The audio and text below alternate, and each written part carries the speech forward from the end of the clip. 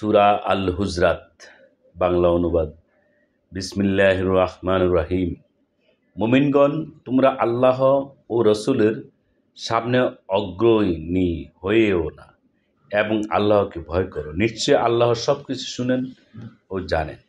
মুমিনগণ, তোমরা নবীর কণ্ঠস্বরের উপর তোমাদের কণ্ঠস্বর উঁচু করো না এবং তোমরা একে অপরের সাথে যেরূপ উচ্চস্বরে কথা বলো তার সাথে সেরূপ উচ্চস্বরে কথা বলো না। এতে তোমাদের কর্ম নিষ্ফল হয়ে যাবে, তোমরা টেরও পাবে না। যারা আল্লাহর রসুলের সামনে নিজেদের কণ্ঠস্বর নিচু করে, আল্লাহ তাদের অন্তরকে শিষ্টাচারের জন্য শোধিত করেছেন। তাদের জন্য রয়েছে ক্ষমা ও মহাপুরস্কার। যারা প্রাচীরের আড়াল থেকে আপনাকে উচ্চস্বরে ডাকে, তাদের অধিকাংশই অবুঝ। যদি তারা আপনার বের হয়ে তাদের কাছে আসা পর্যন্ত সবর করত, তবে তাই তাদের জন্য মঙ্গলজনক হতো। আল্লাহ ক্ষমাশীল, পরম দয়ালু। মুমিনগণ, যদি কোনো পাপাচারের ব্যক্তি তোমাদের কাছে কোনো সংবাদ আনয়ন করে, তবে তোমরা পরীক্ষা করে দেখবে, যাতে অজ্ঞতাবশত তোমরা কোনো সম্প্রদায়ের ক্ষতি সাধনে প্রবৃত্ত না হও এবং পরে নিজেদের কৃতকর্মের জন্য অনুতপ্ত না হও। তোমরা জেনে রেখো, তোমাদের মধ্যে আল্লাহ রসুল রয়েছেন। তিনি যদি অনেক বিষয়ে তোমাদের অবদান মেনে নেন, তবে তোমরাই কষ্ট পাবে। তিনি যদি অনেক বিষয়ে তোমাদের আবদার মেনে নেন, তবে তোমরাই কষ্ট পাবে। কিন্তু আল্লাহর তোমাদের অন্তরে ঈমানের মহব্বত সৃষ্টি করে দিয়েছেন এবং হৃদয়গ্রাহী করে দিয়েছেন। পক্ষান্তরে কুফর, পাপাচার ও নাফরমানের প্রতি ঘৃণা সৃষ্টি করে দিয়েছেন। তারাই সৎপথ অবলম্বনকারী। এটা আল্লাহর কৃপা ও নিয়ামত। আল্লাহ সর্বজ্ঞ, প্রজ্ঞাময়। যদি মুমিনদের দুই দল যুদ্ধে লিপ্ত হয়ে পড়ে, তবে তোমরা তাদের মধ্যে মীমাংসা করে দিবে। অতঃপর যদি তাদের এক দল অপর দলের উপর চড়াও হয়, তবে তোমরা আক্রমণকারী দলের বিরুদ্ধে যুদ্ধ করবে, যে পর্যন্ত না তারা আল্লাহর নির্দেশের দিকে ফিরে আসে।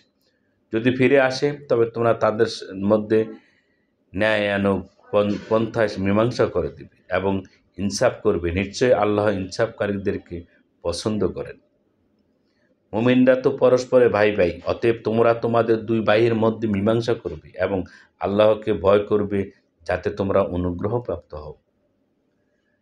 মুমিনগণ, কেউ যেন অপর কাউকে উপহাস না করে, কেননা সে উপহাসকারী অপেক্ষা উত্তম হতে পারে, এবং কোনো নারী অপর নারীকেও যেন উপহাস না করে, কেননা সে উপহাসকারিণী অপেক্ষা শ্রেষ্ঠ হতে পারে। তোমরা একে অপরের প্রতি দোষারোপ করো না এবং একে অপরকে মন্দ নামে ডেকো না। কেউ বিশ্বাস স্থাপন করলে তাকে মন্দ নামে ডাকা গুনাহ। যারা এহেন কাজে থেকে তওবা না করে, তারাই জালেম।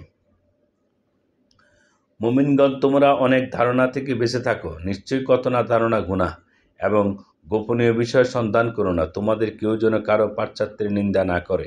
তোমাদের কেউ কি তার মৃত ভাতার মাংস ভক্ষণ করা পছন্দ করো? বস্তুত তোমরা তো একই ঘৃণাই করো। আল্লাহকে ভয় করো। নিশ্চয়ই আল্লাহ তওবা কবুলকারী, পরম দয়ালু। হে মানব, আমি তোমাদেরকে এক পুরুষ ও এক নারী থেকে সৃষ্টি করেছি এবং তোমাদেরকে বিভিন্ন জাতি ও গোত্রে বিভক্ত করেছি, যাতে তোমরা পরস্পর পরিচিত হও। নিশ্চয়ই আল্লাহর কাছে সেই সর্বাধিক সম্ভ্রান্ত, যে ব্যক্তি সর্বাধিক ফরেজগার। নিশ্চয়ই আল্লাহ সর্বজ্ঞ, সব কিছুর খবর রাখেন।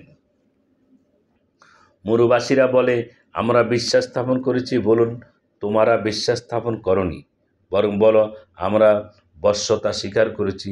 এখনও তোমাদের অন্তরে বিশ্বাস জন্মায়নি। যদি তোমরা আল্লাহ তার রাসূলের আনুগত্য করো, তবে তোমাদের কর্ম বিন্দুমাত্র নিষ্ফল করা হবে না। নিশ্চয়ই আল্লাহ ক্ষমাশীল, পরম মেহেরবান। তারাই মুমিন যারা আল্লাহ তার রাসূলের প্রতি ঈমান আনার পর সন্দেহ পোষণ করে না এবং আল্লাহর পথে প্রাণ ও ধন সম্পদ দ্বারা জিহাদ করে, তারাই সত্যনিষ্ঠ। বলুন, তোমরা কি তোমাদের ধর্মপরায়ণ সম্পর্কে আল্লাহকে অবহিত করেছ? অথচ আল্লাহ জানেন যা কিছু আছে ভূমণ্ডলে এবং যা কিছু আছে নবমণ্ডলে। আল্লাহ সর্ববিষয়ে সম্যক জ্ঞাত। তারা মুসলমান হয়ে আপনাকে ধন্য করেছে মনে করে। বলুন, তোমরা মুসলমান হয়ে আমাকে ধন্য করেছ মনে করো না, বরং আল্লাহ ঈমানের পথে পরিচালিত করে তোমাদেরকে ধন্য করেছেন, যদি তোমরা সত্যনিষ্ঠ হয়ে থাকো। আল্লাহ নবমণ্ডল ও ভূমণ্ডলের অদৃশ্য বিষয় জানেন। তোমরা যা করো আল্লাহ তা দেখেন।